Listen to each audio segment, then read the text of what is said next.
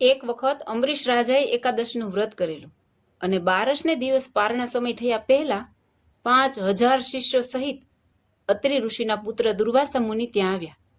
રાજાએ તેમનો સપ્રેમ સત્કાર કર્યો અને કહ્યું, કૃપાનાથ, ઉઠો, જમવા, રસોઈ તૈયાર છે. ઋષિ કહે, અમે ગંગા સ્નાન કરી આવી. એમ કહી ચાલ્યા. રાજા કહે, કૃપાનાથ, આજે તેરસ બેસવાની છે, માટે પારણા વહેલા કરવાના છે, તો જેમ બને તેમ સ્નાન કરીને વહેલા પધારજો. ઋષિ કહે, બહુ સારું. એમ કહી ગંગા તટ પર ગયા. ત્યાં પોતે સ્નાન, સંધ્યા, પૂજા કરવામાં મગ્ન થઈ ગયા. શિષ્યો અરસપરસ જલક્રીડા કરવા લાગ્યા. અહીં પારણા વખત નજીક આવ્યો, છતાં પણ ઋષિ આવ્યા નહીં. બારસ ઉતરી તેરસ બેસવાની તૈયારી થઈ. આથી રાજા બહુ અકળાયા. છેવટે રાજાએ પોતાના પુરોહિત એટલે કે ગોરને પૂછ્યું કે ગુરુ મહારાજ, ઋષિ આવ્યા નહીં અને તેમને મૂકી જો હું પારણું કરું તો તે મારો, મારા કુળનો, મારા પૂરનો અને સારાય દેશને શાપ આપી સત્યાનાશ વાળી નાખે. જો તેમની વાટ જોઈ બેસી રહું છું તો મારું એકાદશીનું વ્રત નિષ્ફળ જાય છે. માટે પારણું કર્યું કહેવાય અને ન કર્યું પણ કહેવાય એવો કોઈ ઉપાય શોધી કાઢો.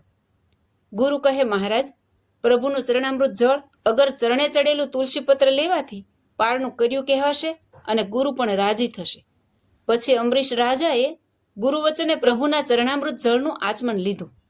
પરંતુ આ વાતની દુર્વાસા મુનિને ખબર પડવાથી ક્રોધથી કંપતા દોડતા આવ્યા.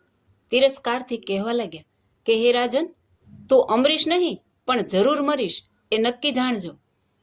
તે અમોને આમંત્રિત કરી અમારો અપરાધ કર્યો, અમને મૂકી પારણા કરી લીધા. જાણું છું કે તું ભક્ત અભિમાની થઈ ગયો છું. તને એમ કે મને કોઈ કહેનાર નથી, પણ તારા જેવા ભગતડાના અભિમાનને ઉતારનારો હું જીવતો ને જાગતો બેઠો છું. દુર્વાસાના આવા ક્રૂર વચનોથી રાજા થરથર કંપી ઉઠ્યો. આંખો મીચી અશ્રુ ટપકાવતો રડતે હૃદયે બે હાથ જોડીને વિનયથી કહેવા લાગ્યો, કૃપાનાથ, આમાં મારી ભૂલ નથી. જ્યારે તેરસ બેસતી હતી અને પારણા વિના મારું વ્રત નિષ્ફળ થતું હતું ત્યારે મેં બ્રાહ્મણને પૂછીને માત્ર ભગવાનના ચરણામૃતનું જળ લીધું છે, માટે ક્ષમા કરો. આપ આવા સમર્થ છતાં વિના કારણે આટલો ક્રોધ કરવો તે ઘટિત ન કહેવાય. માટે આપને પ્રણામ કરી સવિનય વિનવું છું કે ક્ષમા કરો. તે તો દુર્વાસા એકદમ ક્રોધાયમાન થઈ ગયા. અરે ભગતડા, તું રંક મને બોધ કરે છે? શું તું મારો નિયામક છે? આમ કહેતા જ પોતાના મસ્તકની જટાને ખંખેરી એક કૃત્યા રાક્ષસણીને ઉત્પન્ન કરી. તે ભૂતળવાસી સર્વને ભસ્મ કરશે કે શું? આવી ભયંકર મહાવિકરાળ રૂપ ધારણ કરી ખાવ ખાવ કરતી રાજા સામે આવવા લાગી. પણ રાજા નીડરપણે ઊભો રહ્યો. હવે ભક્તનાથ ભગવાને ભક્તના રક્ષણાર્થે 60,000 સૂર્યોના તેજવાળું સુદર્શન ચક્ર મૂકેલું. તે ભક્તને ભસ્મ કરવાને દોડી આવતી કૃત્યાને જોઈ અત્યંત ક્રોધાવેશમાં આવી સામે જઈ તેને ભસ્મવત કરી નાખી અને દુર્વાસાને હણવા સામું આવ્યું. તેથી એકદમ દુર્વાસા નાઠ્યા અને જ્યાં જ્યાં ગયા ત્યાં ત્યાં પાછળ તે ચક્રને આવતું જોઈ ભૂર, ભૂવર અને સ્વર્ગ એ ત્રણેય લોકમાં ફર્યા. મામ પાહી બરાડા પાડતા અને દોડતા જાય છે. પાતાળમાં શેષજીને રક્ષણ કરવાને કહ્યું ત્યારે તે કહે, મારે માથે પૃથ્વીનો બોજો છે, તે જો કોઈ જરાવાર લે તો હું હમણાં તમારું રક્ષણ કરું.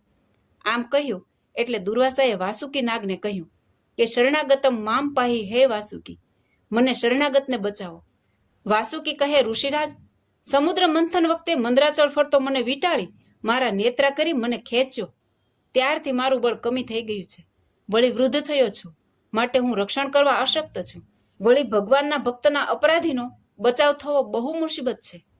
આ છતાં તમે બ્રહ્મલોકમાં જાઓ અને ચતુર્મુખી બ્રહ્મા રક્ષા કરે તો કરે. આ વાત સાંભળતા દુર્વાસા દોડતા, હાંફતા, આથડતા બ્રહ્મા પાસે આવી પહોંચે.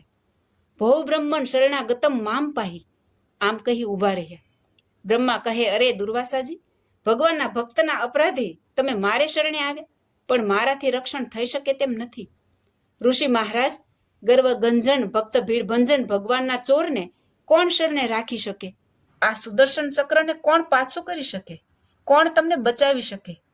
મારી સૃષ્ટિમાં એવો કોઈ હું દેખતો નથી કે જે તમારું રક્ષણ કરી શકે. પછી ત્યાંથી દુર્વાસા પાહી રક્ષ રક્ષ એમ બરાડા પાડતા પાડતા ત્યાંથી નાઠ્યા. તે કૈલાસમાં આવી પહોંચ્યા. શંકરને કહે, મામ પાહી.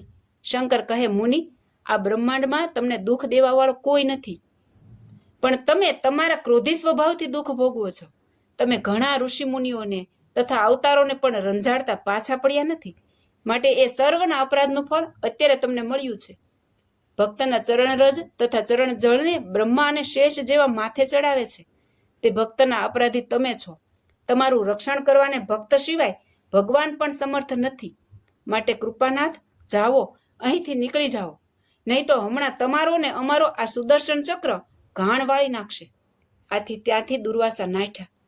તો પાહી મામ પોકારતા અને જેનું શરીર પરસેવાથી રેબઝેબ થઈ ગયું છે, શિથિલ થઈ ગયું છે, એવા દુર્વાસા મુનિ વિષ્ણુલોકમાં વિષ્ણુને શરણે આવ્યા. તેમને જોતા જ વિષ્ણુ ભગવાન કહે, દુર્વાસા મુનિ, તમે મને મોટો જાણી શરણે આવ્યા, પણ મારું ઐશ્વર્ય, પ્રતાપ અને સત્તા એ સર્વ ભક્તાધીન છે. હું સર્વનો ભગવાન છું, પણ ભક્તનો નથી.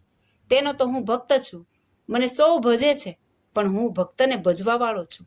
હું કોઈને આધીન નથી, પણ ભક્તને આધીન છું. આમ મારો લોક, દેહ અને પ્રિય પત્ની લક્ષ્મી પણ મને જેટલો ભક્ત વહાલો છે તેટલા જ એ વહાલા નથી.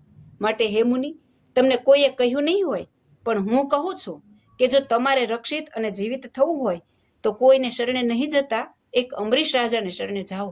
એ તમને જીવાડશે તો જીવાશે. આમ વિષ્ણુ ભગવાને કહ્યું ત્યારે અત્યંત શ્રમિત અને શિથિલ બની ગયેલા દુર્વાસા ત્યાંથી નીકળી અંબરીશ રાજાને શરણે આવ્યા અને કહે, હે રાજન, તમે અંબરીશ એટલે કોઈથી મરીશ નહીં એવા અંબરીશ છો. માટે શરણાગતમ અપરાધીમ મામ પાહી. આમ પોકાર કરી અશ્રુભીની આંખે અને ગળગળે સાદે હાથ જોડી બહુ વિનયથી કહી ચરણમાં પડ્યા અને આંખના ઊના પાણીથી તેમના ચરણને પલાળી દીધા. આ જોઈ અંબરીશ રાજાએ એકદમ ઋષિનો હાથ ઝાલી ઊભા કરી કહ્યું કે, હે ઋષિ, ખેદ મા કુરુ રોદકો મુજ. આમ કહીને અંબરીશે શુદ્ધ ભાવથી સુદર્શન ચક્રની સ્તુતિ કરી. ઓ ગરીબના ગર્વ ગાળનાર સુદર્શન, તમો મારા પર પ્રસન્ન થાઓ. મારી વિનંતી સ્વીકારી આ દુર્વાસાને હણવાનો વિચાર માંડી વાળો. આમ કહ્યું કે તરત જ સુદર્શન ચક્ર પોતાને સ્થાનકે ગયું. આમ ક્રોધી અને ક્રૂર સ્વભાવના દુર્વાસા નિર્દોષ ભક્તરાજ અંબરીશને મારવા તૈયાર થયા, પણ પોતાને જ બચવાને ત્રિલોકમાં આથડવું પડ્યું, દોડવું પડ્યું અને જેને તેને વિનવવું પડ્યું. છતાં કોઈ તેમનો રક્ષક થયો નહીં. છેવટે વિષ્ણુના કહેવાથી ભક્તને શરણે ગયા ત્યારે છૂટકો થયો. આવી રીતે ભક્તાધીન ભગવાન સદાય પોતાના ભક્તોનું રક્ષણ કરે છે. પોતે કોઈને વશ નથી, પણ ભક્તોને વશ છે. મહાભારતની લડાઈમાં ભગવાને શસ્ત્ર ન ધારણ કરવાની પ્રતિજ્ઞા લીધી હતી, છતાં પોતાના ભક્ત અર્જુનને મરવાની અણી પર આવ્યો દેખી તરત જ પોતાની પ્રતિજ્ઞાને મૂકી શસ્ત્ર ધારણ કર્યું. આવી રીતે જેના ભગવાન રક્ષક, પાલક ને સહાયક છે, તેને કાળ, કર્મો, માયા કે કોઈ પણ દુઃખ દેવાને, સતાવવાને કે તેના સમીપ ક્રૂર દ્રષ્ટિ કરવાને પણ સમર્થ નથી. આવી રીતે ભગવાન ભક્તની રક્ષા કરે છે. માટે હંમેશા ભગવાન ભજવા. જય સ્વામિનારાયણ.